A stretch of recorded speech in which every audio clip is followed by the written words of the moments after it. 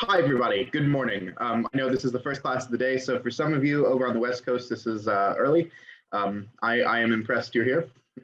If you're on the East Coast and it's noon, less bad. That's where I am. But I know for some of you it's morning.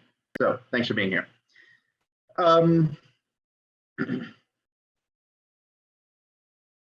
What I'd like to do actually is start today's class with a proposition to consider. And that is this: you can learn a lot about a society by asking them what they're afraid of, or at least what they tell themselves they're afraid of. Much in the same way that nightmares distort but reflect the actual experiences we have during the day, so too does horror media, whether it's printed, filmed, or spoken, distort but reflect the real ongoing events in the non-fictional world. Sometimes we don't realize how true this is because we've lost that historical context, so we don't see how they link. Sometimes we do have the historical context, but it's still not enough to quite convince ourselves that something would have struck an original audience in a very different way. So my personal favorite example of this is actually the witches in Macbeth. Has anybody read Macbeth? You can hands up or post in chat. If people read Macbeth, is that a thing people have read before? Yeah. Okay, we got one yes. That's super.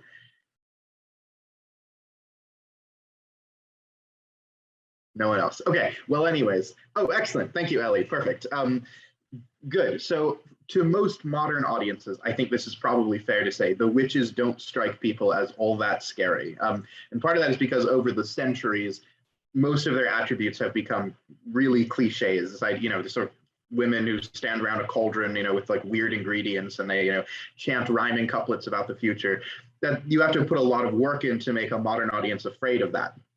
But in the early 17th century, when fear of witches was at an all-time high, this was perceived as an accurate representation of a real horrific threat. So again, at different points in the 20th and 21st centuries now, most recently, horror has reflected societal anxieties about the economy or disease, drugs, religion, warfare, technology, racism, the environment, right? Just to name some famous examples recently. I'll show you. Here's what I mean. Let's take the idea of a werewolf. Okay, it's just not any particular story referencing here, but the idea of a werewolf.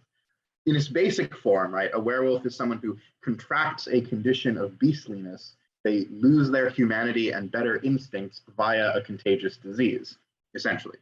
I defy anyone watching in the last 2 years to say that is not a reasonable thing to worry about during a pandemic. I mean, yes, COVID doesn't literally turn you into a wolf, but it is this, infectious disease which has highlighted sort of by proxy this selfishness and lack of concern among many people. So you can see how this works. Actual real fears that we have in reality become kind of distorted, symbolic, and heightened in our subconscious. There's a lot of horror archetypes that work this way, though.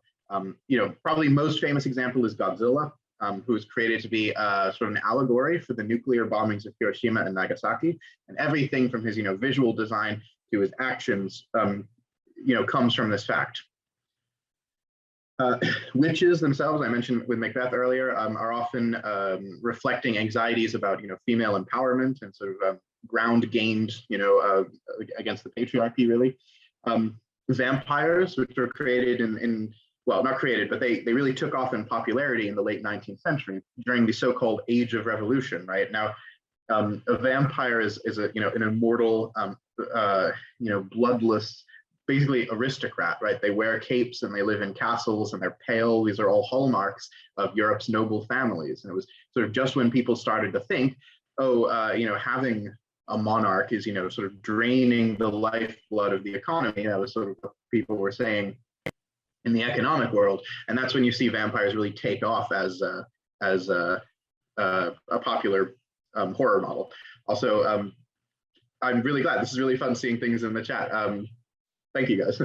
So, anyways, as new threats, whether they're real or imaginary, they don't actually have to be serious threats. I mentioned with witches earlier, but as new threats, whether they're real or completely perceived, appear to society, that society starts to incorporate them into horror media. one more example, space aliens, right? The first aliens are like in the 1930s, but they don't take off in popularity. They don't become like a real stock character until the late 50s, the space race against the US versus Russia.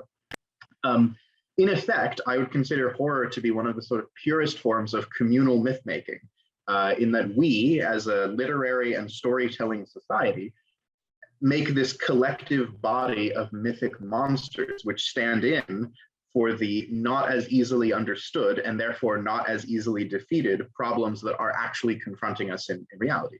So that's kind of how I understand horror in general. And the reason that I think this class is interesting and useful is that we're going to be able to apply the same theory to Rome and learn what were the problems that ancient Rome was really worried about.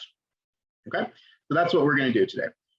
My name is Aidan Gray. I'm a PhD student at the University of Cambridge over in England. I'm focusing on Greek ritual and religion in the Archaic period, so not too much overlap here, but I have always had a soft spot for Latin folklore, which we'll talk about that in a second, and just horror in general. So that's why I'm here, that's what I'm doing. Please do keep using the chat, everyone. I'm a big fan of that. You can also absolutely unmute yourself and talk, but I would prefer, if possible, that you use the hands up function on Zoom first, just because yesterday I didn't have that rule. And what happened is there was a lot of audio where like 2 or 3 people would try to talk at the same time, and then it's like a real mess sorting that out after the fact. So if you do want to speak a comment, I think that's super. Just put your hand up and I will absolutely call on you immediately. But otherwise, the chat is always there. Use it for anything, questions, comments. I'm always reading it. So that's sort of how this class is going to work. Okay. Now, to understand the Romans, you very often have to start with the Greeks. Why? Well, because Roman culture was intentionally modeled on Greek culture, right? The Romans kind of fell in love with everything Greek, religion, architecture, language even, and so as a result of this, Greek culture was really widespread in the Mediterranean for like all of Rome's height. Now, the Greek myths are still pretty popular, I would say, in the 21st century. The stories of, the gods versus the Titans, or Odysseus, or Hercules, or Persephone, these are all part of sort of the bedrock of modern artistic culture, and they still inspire, writers and filmmakers and, artists today. As it turns out, that's a bit of a double-edged sword, actually, because sometimes it robs us with the ability to experience them the way they were meant to be experienced, because we kind of know them too well. Let's do an example. Theseus and the Minotaur. Does anybody feel brave enough to summarize for me, the story of Theseus and the Minotaur? You can unmute yourself, and probably be easiest for this, but we're gonna need a very brave volunteer.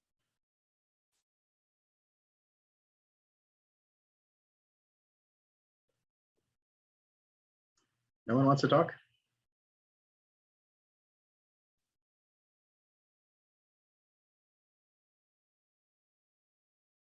Okay, I'll ask you a different question. Does everyone know the story of Theseus and the Minotaur, or no? Is this new information to most people? Oh, okay. Just trying to see if any other replies coming in from students. Okay, fine. Yeah, no problem. All right. So I'll give a very quick summary then. Theseus is a prince of Athens.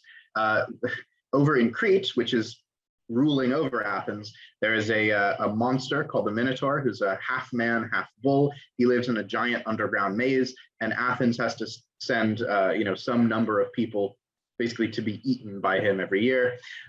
Theseus volunteers. He goes into the maze, kills the Minotaur, thus rescuing Athens from this domination by a foreign power, basically. That's it. What I wanted to draw your attention to here, though, is that so many of the symbols in this story are actually terrifying. Imagine walking into an enormous underground maze lit only by torchlight, with the promise of certain death ahead of you at the hands of a half bull monster who eats his victims, right? We don't think of it as like a scary story because we're so used to it in summary form, and sort of it's this guy who goes into a maze, kills the Minotaur, then he leaves. and you don't think about how it would have been delivered, like for example, around a campfire or something, where you get that more immersive experience. Now, having said that, Greek mythology is actually littered with elements that are frightening, that are, horror elements. Does anyone feel like mentioning one? I have a couple examples here on the board if you know these stories, but does anyone want to name a Greek myth that they think it might in any way be relevant here? Medusa, absolutely, good one. Ellie, thank you. Medusa. Why? What is frightening about Medusa, or what is the myth of Medusa? Do you want? There are a lot of different kinds of monsters in Greek mythology. The Gorgons, of which Medusa is one type where they literally turn you to stone for looking at her, which is I think we don't need to explain what is scary about that.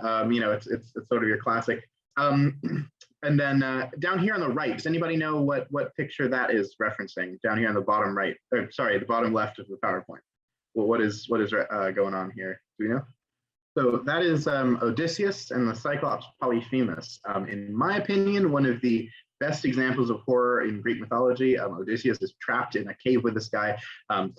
He kills and eats his crew. He has to get him drunk and drive a stake through his eye to escape. But it's just that sense of, claustrophobia. You're confined with this, monster who has, no sort of morals or something like that. But I think, in my opinion, at least, that's one of the best stories in Greek mythology for that like sense of dread, basically. But, okay, so we've talked a little bit about the myths. It turns out there's a reason for this, guys. There's a reason that Greek mythology has so many elements that are frightening in it, and the explanation for that, we need to turn to this chap Aristotle.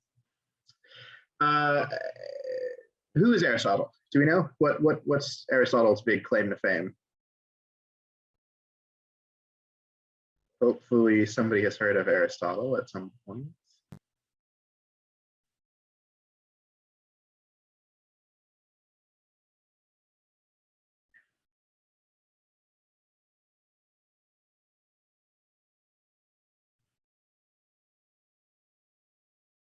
So has no one ever heard of Aristotle before? Is this all completely new to you?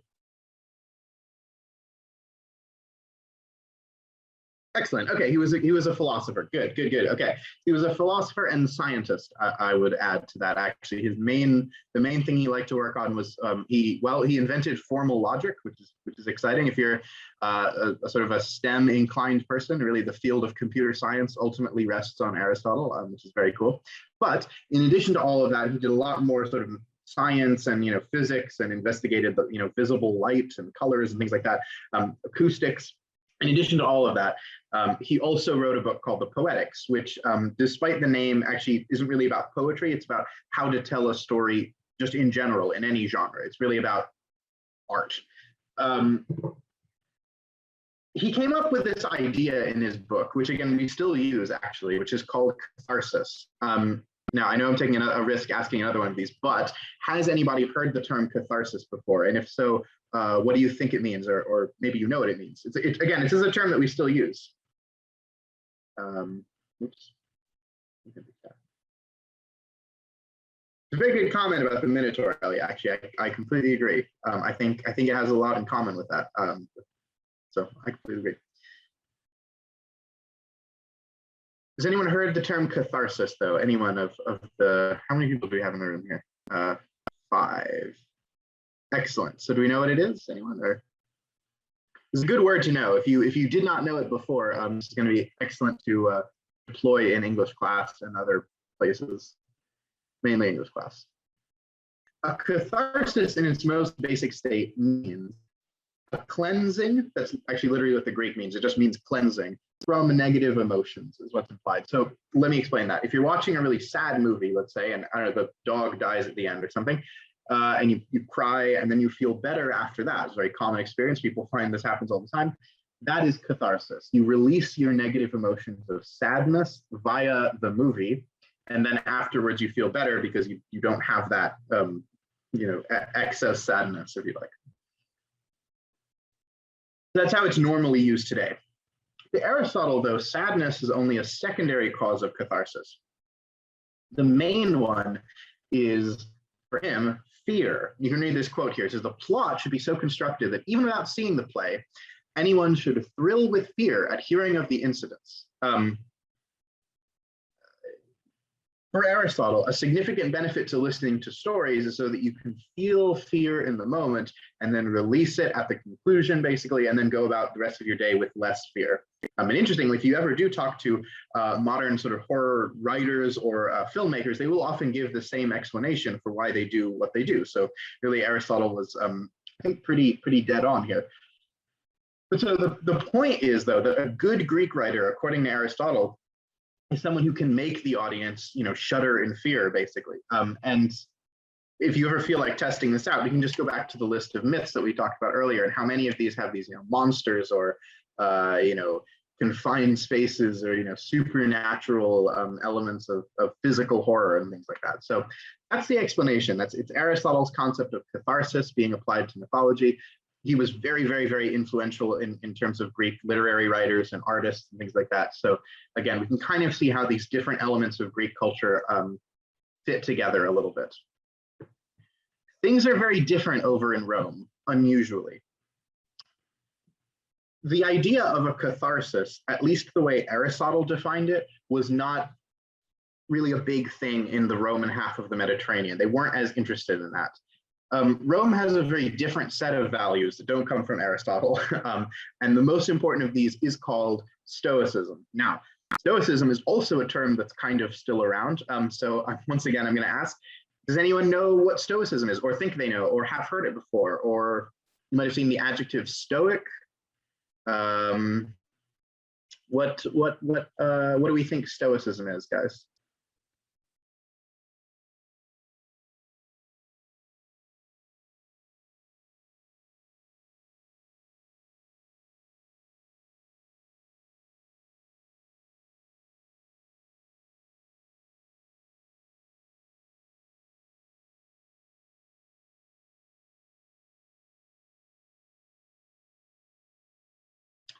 Okay, strong or like not show emotion. Okay, I usually think of heavy thought more than emotion when it comes to it. Super. Okay, yeah. So good.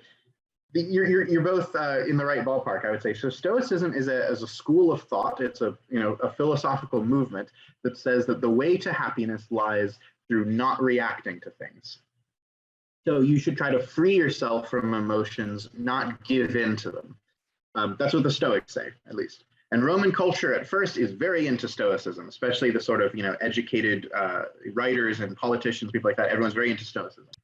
In fact, the Roman writer and philosopher Cicero, who's this guy over here on the left, he defines fear as the same thing as insanity, which is pretty interesting in my opinion. So obviously he's encouraging people not to feel fear or to allow themselves to feel fear. And you can see here this other quote from Lucretius, who's another writer, sort of almost contemporary.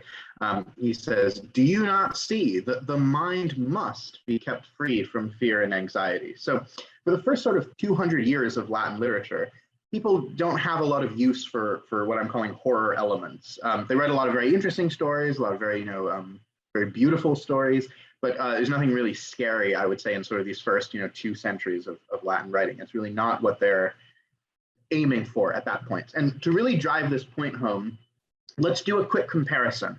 On the one hand, Odysseus, who's the archetypical Greek hero, makes a journey to the underworld. On the other hand, Aeneas, who's a very Roman hero, does the same thing in his epic. So let's take a look at them. In Odysseus's underworld journey, they describe the underworld in really typically terrifying terms. They have to go beyond the limits of the earth to a realm covered in shadow. They're immediately crowded upon by this mass of ghosts, many of them horrific looking. And they have to perform a specific type of blood sacrifice that would have been banned in normal Greek religion. So they're really gone beyond sort of the acceptable standards of their day. Moreover, while he's there, Odysseus recognizes his mother among the ghosts, even though he didn't know she'd already died. Which again, you can just imagine the way a good director would play this really horrific twist. So that's Odysseus, that's the Greek side. Now let's take a look at the Roman underworld journey done by Aeneas. it's much less emotional. It's a lot more philosophical. It's more intellectual, for lack of a better word. They enter in a cave in Sicily, of all places, so it's not, you know, beyond the edges of the earth. It's just Sicily. There's a lot more depictions of the underworld's geography, the inhabitants, kind of how the afterlife works. Aeneas is accompanied by a traveling priestess called the Sibyl, and he asks her lots of questions, and she answers all of them. We might say, kind of to summarize, that Odysseus kind of experiences the haunted house, but Aeneas goes through that same haunted house, you know, in the daytime with the lights on while the actors are still getting into costume. That's kind of how I see the difference between the two of them. An interesting example of the Romans not really knowing what to do with horror is the late Latin novelist Apuleius, who writes a book called The Golden Ass around the year 120 AD. In this book, a guy goes on a journey, he gets transformed into a donkey, and that's the title, and then transformed back with the help of the Egyptian goddess Isis. It's a very fun time. That plot, I should say, it's a very flimsy plot. It's mostly just there so that he can get lots of stories in, because as this guy travels around the different cities, he, you know, swaps tales with the locals. It's kind of like the Canterbury Tales in a way, I suppose, if you've read that, or other things like that. It's basically just a collection of little inset folk stories. It's a lot of fun. But because he's including all of these folk tales, some of them are, you know, scary. Some of them are sort of horror ish, because I know we just talked about how, you know, Stoicism meant, you know, free your mind from fear and all that. Stoicism is mainly only going to appeal to the highly educated and the very wealthy, which in Rome are pretty much the same thing. It's your sort of average inhabitant of the empire, you know, your average farmer or what have you, they still like to be scared. So obviously, you know, this is getting at sort of Latin folk stories rather than the really super literary, you know, poetic works. There is a problem, though. That is that Apuleius doesn't really believe any of them. He's kind of like a little bit too smart to believe these stories. So I'll give you an example. When his character arrives in Thebes, he hears a story about how a man, a corpse, sat up at his own funeral and accused his wife of having poisoned him, to, you know, shock and horror of all the guests there. But Apuleius, and I will mention here, Apuleius trained as a lawyer before he turned to writing. He really can't help but inject his sense of humor here. So what happens in the story after this guy sits up and is like, I was poisoned, you know, from the dead, giving this, you know, pronunciation, is that everyone else at the funeral starts basically bickering about whether one can legally accept the testimony of the dead in court or not. And so it just devolves into sort of pure comedy as people are saying, oh, you know, technically the law cases say, you know, your witness has to be alive. So, you know, I don't know about this.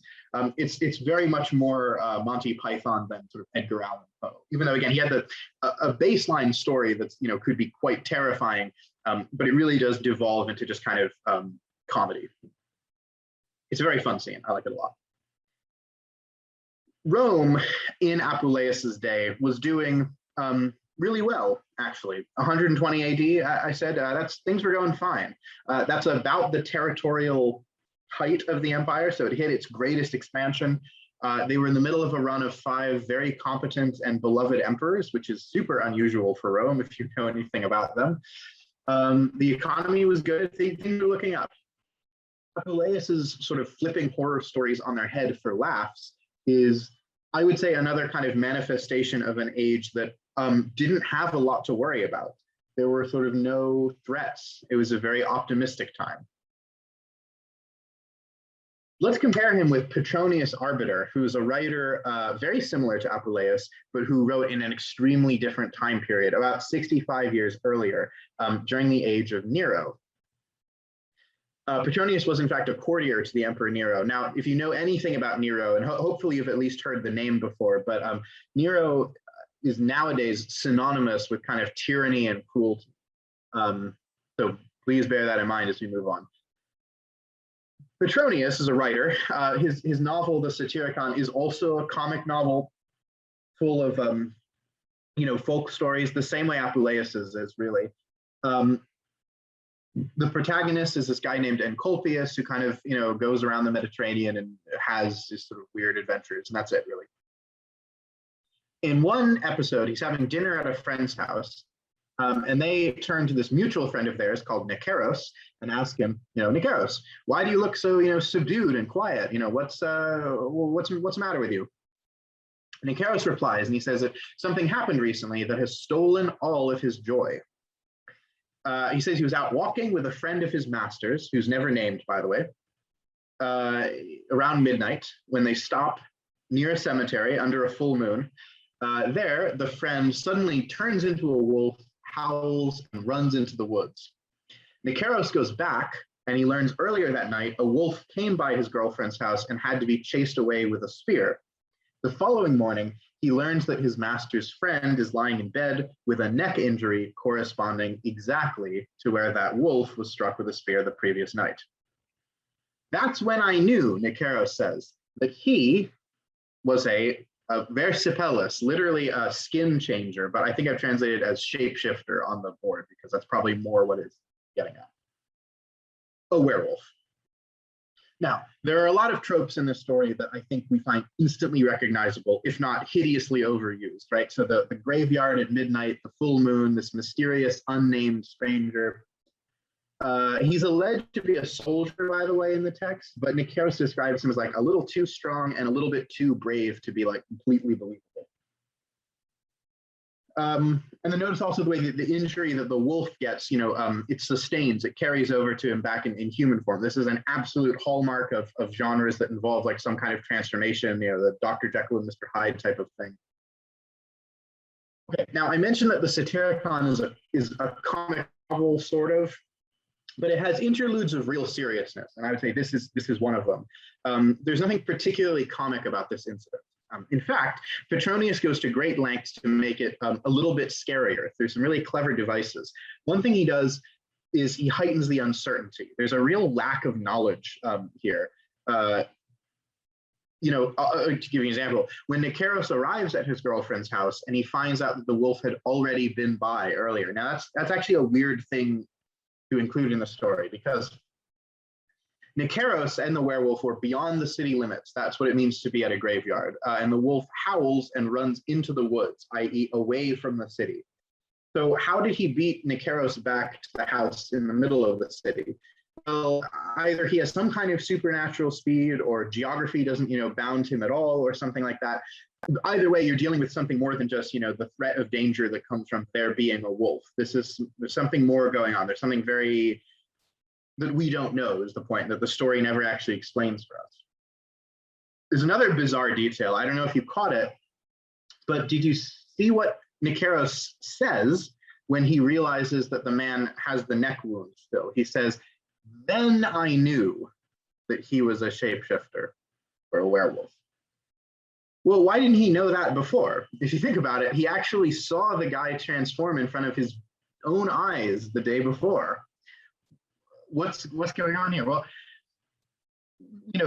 in effect, what this does, this dawning comprehension sort of a day later, has the effect of casting all of the events in the previous night in this very hazy, very jumbled light. It's very confused on purpose. It is actually the way the human brain kind of processes events when we're, frightened of something. And I think that's a really nice touch from Petronius, actually. Now, the story is obviously a folktale, at least in outline.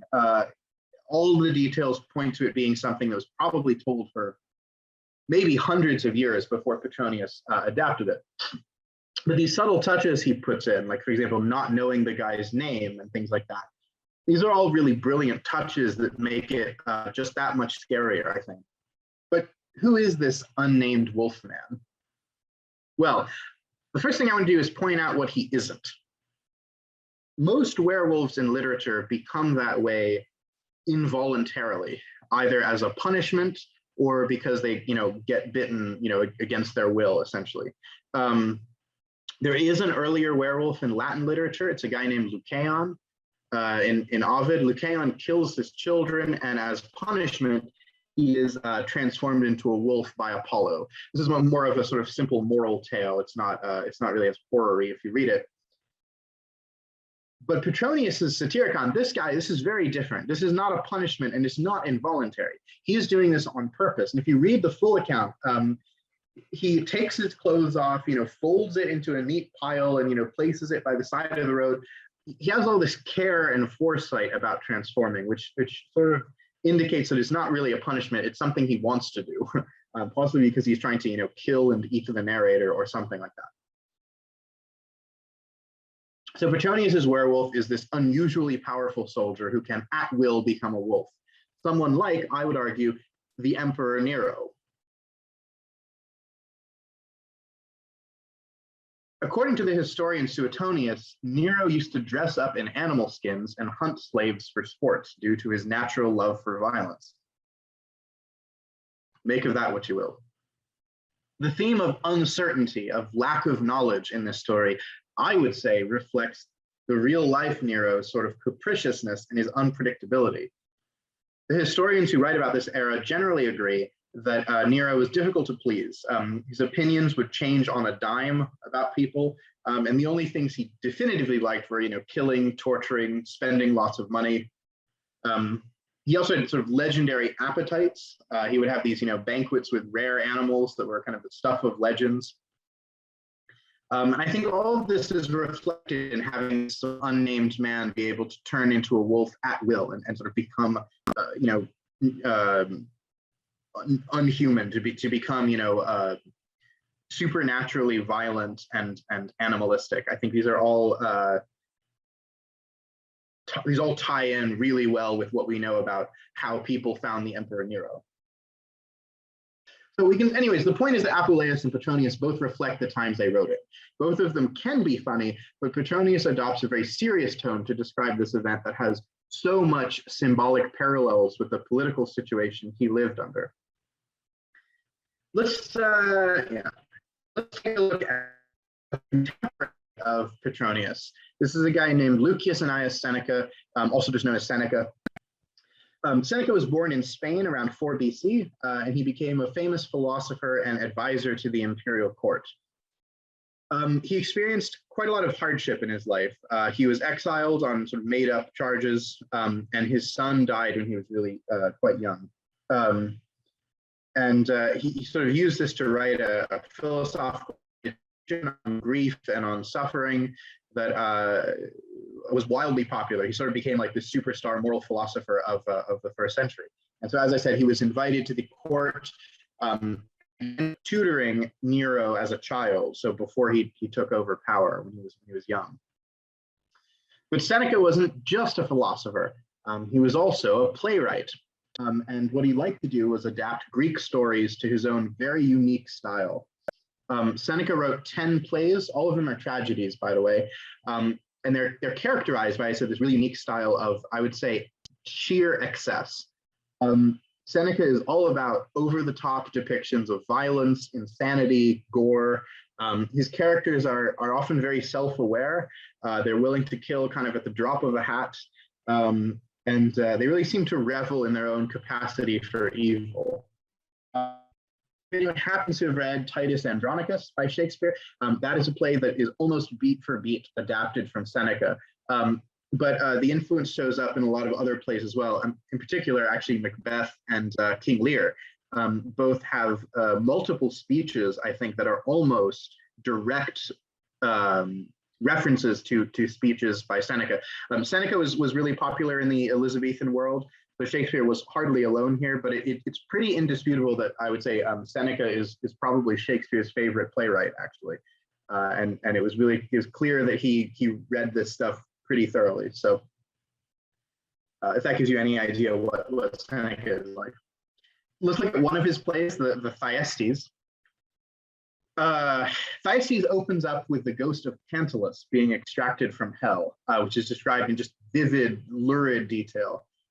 Incidentally, does anybody remember what's going on with Tantalus? The clue is in the name, if you want a clue. How is Tantalus being punished?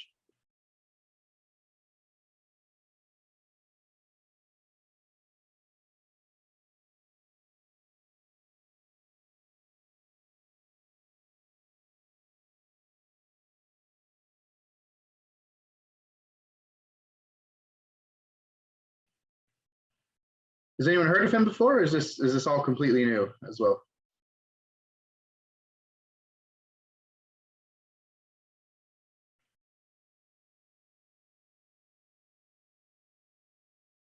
Okay, fair enough. Well, Tantalus, this is a fun one, because if you ever heard the English word to be tantalized, or to tantalize someone, it comes from this guy. Basically, the way he's being tortured is there's like a fruit tree that's hanging in front of him, but if he ever reaches for it, it moves away. And he's standing in a pool of water, but if he ever tries to scoop some up to drink, it vanishes into the ground. And so this idea that he's like hungry and thirsty, but he can't actually reach anything. It all just like goes slightly out of reach for him. So it's where you get the word tantalizing and such from. So it's a fun one to know. Anyways, the point is, he's being extracted from hell and is being given another punishment. Apparently that wasn't enough for him.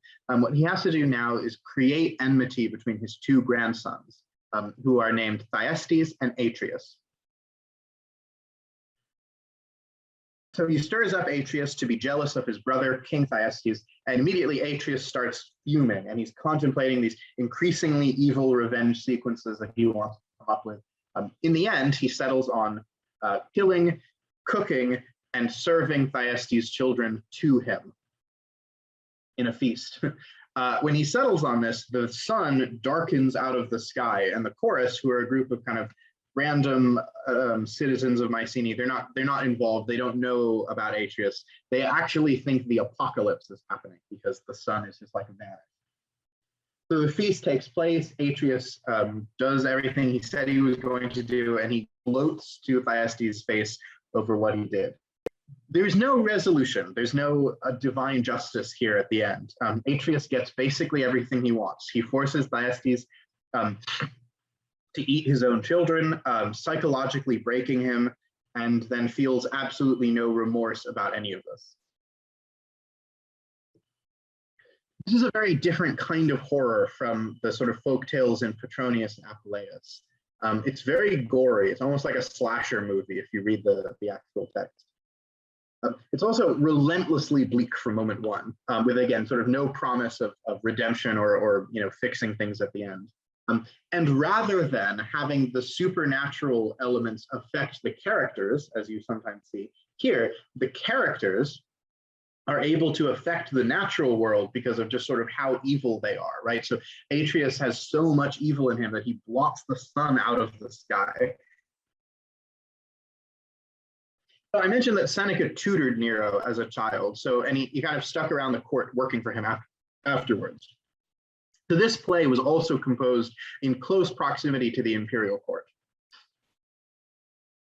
And what was Nero most famous for? Well, you might not know this, but I'll tell you what he's most famous for in ancient history, and that is killing his family members. He absolutely butchered cousins, uncles, nieces, nephews, siblings, and his own mother. The ancient people, this was really the worst possible crime, almost literally unspeakable. The fact that Nero engaged in it so often and so casually has to be reflected in the way, Atreus commits all these incredibly violent acts on his family members. Remember, everyone in this play is a direct family member of each other. They are doing this to their own family. Note two, of course, Act 5 is a prolonged banquet sequence. I've already mentioned how much Nero loved his banquets and how often they became scenes later on for murder and depravity. Well, and just as Thyestes has to praise the banquet before he finds out that he's eating his sons, Nero would often make people flatter him before he murdered them. So again, there's really so many parallels, you could not list them all. I do want to talk about one more, though, and that's this figure of Tantalus, who's the ghost at the beginning. Tantalus is a direct ancestor of Atreus and Thyestes. Actually, he's their grandfather specifically. And he's forced, as part of this divine punishment, to turn them against each other. By the end of the play, with Thyestes' children eaten, Tantalus's direct line is, in theory, gone. This is quite interesting, actually, when you consider that Nero was the last of his family. He was the last of the Julio-Claudian dynasty. They also had a very famous progenitor, not Tantalus, but Julius Caesar. Nero has, metaphorically speaking, devoured his own children by, butchering all of his family members and ensuring that the Julio Claudians basically can't continue after him. While these, famous ancestors, Julius Caesar and Octavian Augustus, can only sit in hell and watch. That's basically the point Seneca is making here. Of course, there is a political dimension to this play because Seneca lived and worked at the court of Nero his whole life. Seneca was descended from a very old, very pro-republic family. They did not approve of the empire in general, and especially not of tyrants like Nero. So you can imagine Seneca was in a really difficult position where he had to, be an advisor to him, but his whole, the way he was raised was very much against empires. Now, there's another symbol that I want to touch on briefly in the Thyestes I think is really interesting. And that is the fact that the action, if you like, is brother against brother. It's Atreus versus Thyestes. And that is a symbol of a civil war.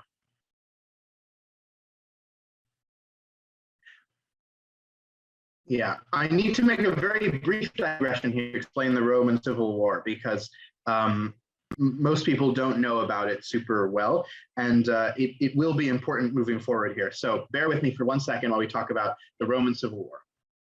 The Roman Civil War lasted for close to 100 years. It began around 120 BC with this guy Marius, and it ended only around 27 BC when Augustus set himself up as the first ever emperor. In the intervening decades, Rome was in a constant state of near collapse. With literally untold bloodshed. At first, it was a war between Marius and Sulla. After that, it was a three-way civil war between Julius Caesar, Pompey the Great, and Crassus. Later still between the avengers of Julius Caesar's death and Brutus and the pro-republic faction. Finally, another three-way civil war between Octavian Augustus, Mark Antony, and Lepidus. And if you're sitting there going, I didn't catch any of those names, good, that's exactly the point. This was a phenomenally complicated war, extremely messy and extremely violent. It's no surprise then that after it ended, people were a little afraid it might start up again and desperately wanted to avoid that. The reign of Nero in particular was marked by these whispers and mutterings that a second civil war was coming. Why was that? Well, as I said, Nero had no children. The dynasty ended with him, and it seemed unlikely that they were going to be able to do a peaceful transfer of power to a new dynasty, and in fact they didn't.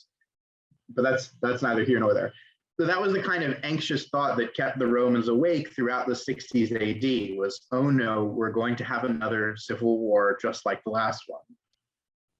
I think Seneca reflects this really well. He even has the chorus sing an ode at one point about how fear of war is worse than the actual war itself. Because at least in a war, you know what you can do about it.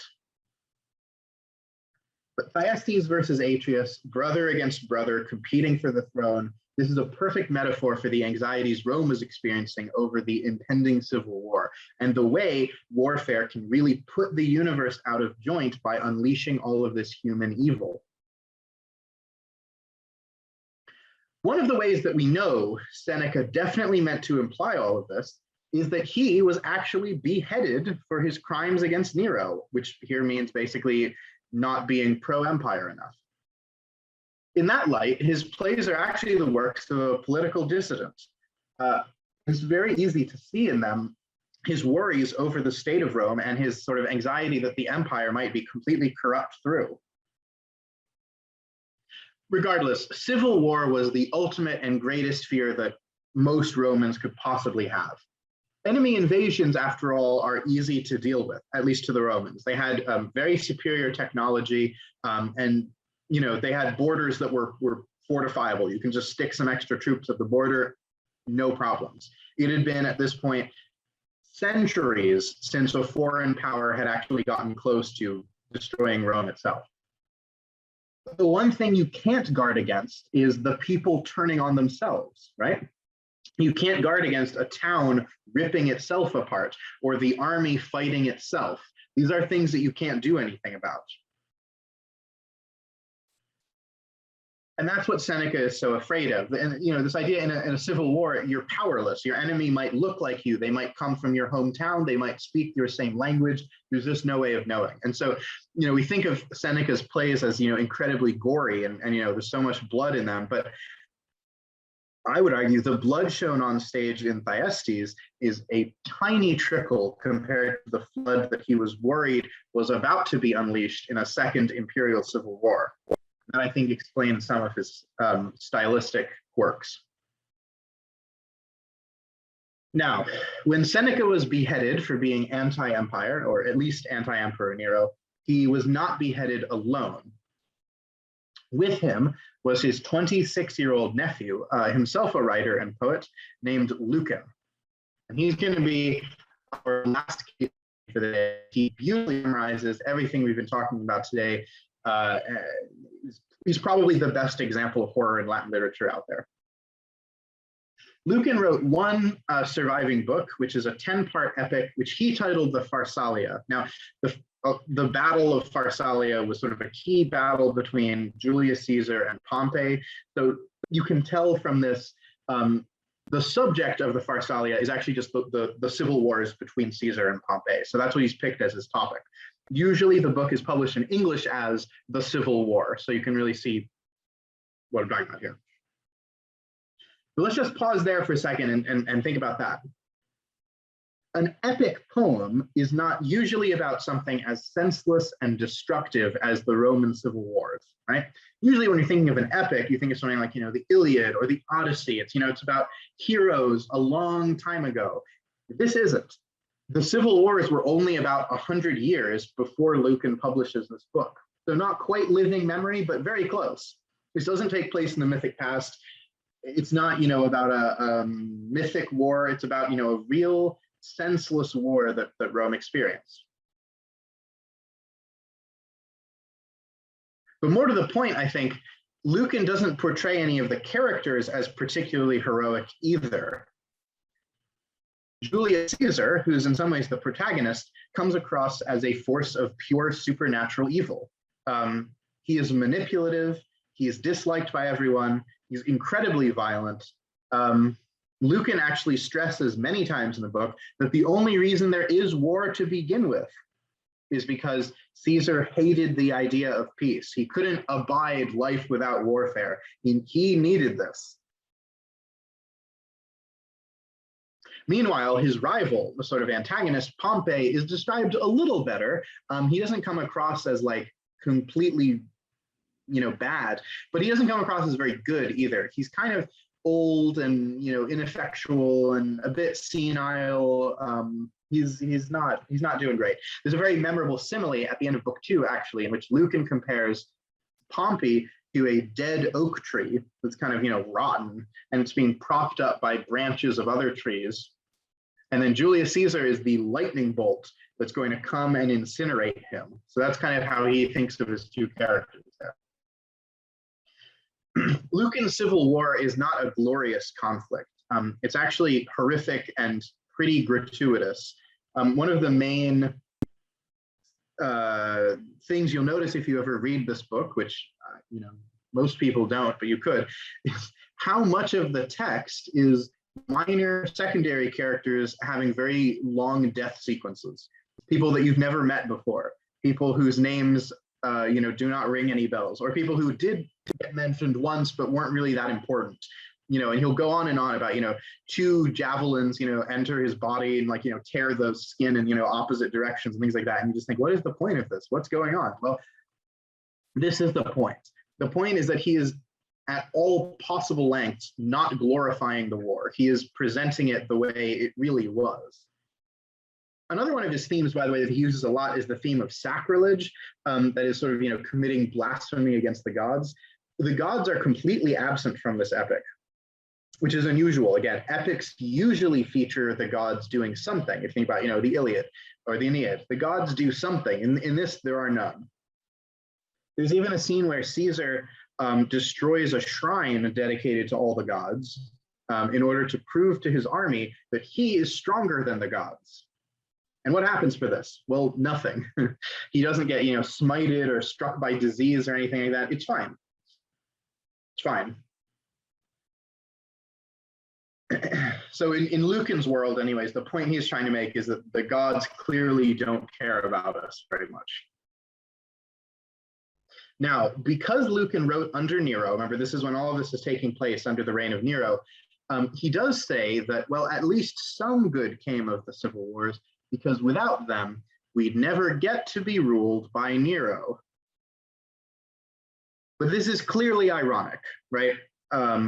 Remember that the family Lucan comes from, it's the same family that Seneca comes from, and this was a sort of bastion of pro-republic, anti-empire thought. So the fact that Lucan picks the extremely unpopular and tyrannical figure of Nero to say, well, at least the civil wars have culminated in this, that's not supposed to be read as a happy ending. It's really the ultimate horror of Lucan's book. The senseless killing of the civil wars terminates here with more senseless killing.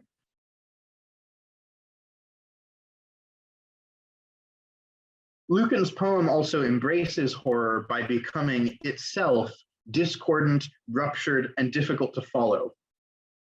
A lot of scholars of Latin will tell you that Lucan was only a mediocre writer. He wasn't very good. I am not convinced about that, in my opinion. I think that these kind of jarring transitions, the bombastic word choice, and these endless, vividly described death sequences, I think these all reflect the grim experience of a nation in the Civil War. Lucan forces you to experience the same disorientation that his characters are experiencing. In a civil war, finding out the truth is very difficult. Actually getting to the bottom of like what's happened here and what happened then and all that, it's hard. And Lucan forces you to have the civil wars brought directly into your mind that way. This has long been a staple of horror media, so-called interactive fiction, right, which uses meta storytelling elements in order to bring the horror as close to the reader as possible.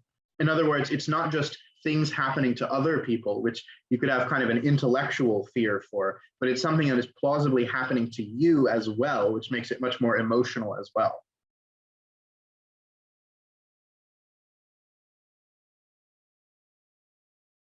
In book 6 of Lucan's Farsalia, Pompey's nephew, Sextus, travels to Thebes in order to learn the outcome of the upcoming battle.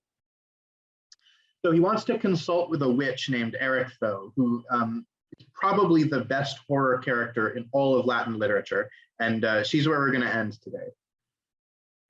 She is described in horrific terms. She has a cloud hanging over her. She emits poison from her skin. She, commits all kinds of horrible actions.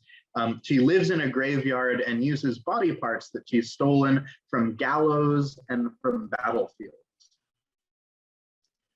Lucan writes, she eagerly rips apart corpses in their coffins. She delights at plunging her hand into the eyes, digging out the congealed eyeballs, and gnawing on the pallid fingers of a desiccated hand. She's a necromancer, essentially, and is supposed to be able to resurrect an entire army's worth of the dead. So Sextus asks her to perform a ritual and find out for him who is eventually going to win the civil wars. Erichtho tells Sextus to go and bring her a corpse, which he does. She fills it with venom, which summons the spirit from Hades. He gives a very ambiguous prophecy that you could easily read both ways, and then goes back to Hades. Now, the first thing I do is just contrast that with regular Roman religion, which really prioritized burying the dead properly with respect. Erichtho prefers them unburied so that she can do all these rituals to them. So already we're setting her up as kind of the antithesis of the Roman value system, if you like. But it's the physical horror on display here. These shockingly gruesome depictions of those deeds that make this a much more blunt example of horror than Petronius or even Seneca, even though Seneca is famous for having a lack of restraint. I don't think anything compares to these excerpts here. If I can, I'd like to just read this quote from the scholar W.R. Johnson, who writes about Lucan, and here's what he says. Erichtho is enormously pleased with the civil war. She knows exactly how to operate it, and her prayers to it, unlike Lucan's prayers to the more traditional gods, are invariably answered in her favor. So bracket that. Remember when I said that the gods don't exist in the civil wars? They don't help anyone, they don't punish anyone, they don't do anything. The exception to this is when Erichtho prays to the underworld gods, she always gets exactly what she wants. So it's kind of like, Jupiter and Apollo and Minerva, they're not around, but the kind of, creepy underworld monsters, they're definitely around. Back to the quote. For her, doing bad things to good people, or even to bad people, or to anyone at all, is fun. She shows an inexhaustible fullness of life and an unwearying zest for malicious and purposeless behavior. End quote. Erichtho has no motive. She's on nobody's side. He represents, in some senses, how I think Lucan saw us. There's a sense in which Erichtho is remarkably human, in fact. Her evil skills are not from any of the gods, right? Lucan stresses many times, she's not a deity, she's not descended from anything supernatural, she's just a person who has decided to learn through her own art and technique all of these, rites and magic spells. And in her lack of ideological commitment, but her willingness to help whoever shows up on her doorstep, I think Lucan is actually making a very profound point about the real nature of evil, especially during wartime. Evil is opportunistic. It is something people learn to do, and it involves the deployment of violence on demand. A war, any war, provides the perfect place for ordinary people to become like Erichtho, committing atrocities in the name of whoever happens to be leading them, not considering how terrible what they're doing is in a global scale.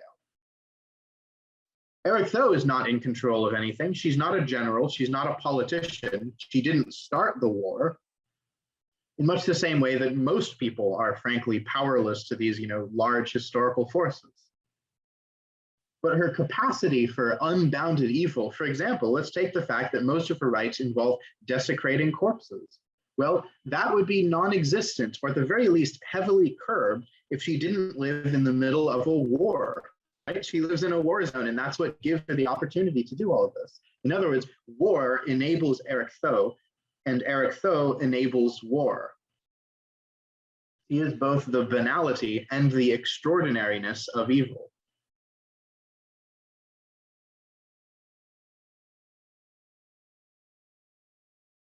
All three of our case studies today in Roman horror come from a few very short years between 60 and 65 AD. All three were written by artists within the orbit of Nero and his court. They all reflect a reasonable aversion to civil war, and at the same time, symbolically represent the great anxieties of autocratic societies, that is, the capricious and wantonly violent acts of a dictator.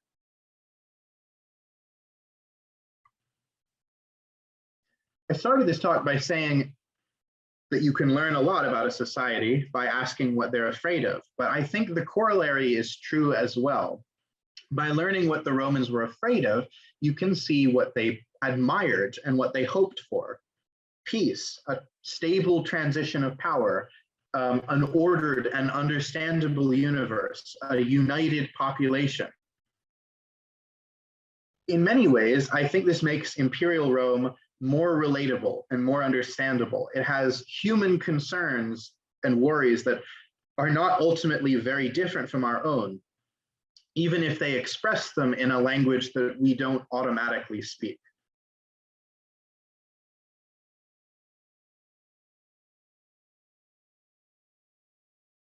I think that's all I got, guys. Does anybody have any questions, thoughts, reactions, comments?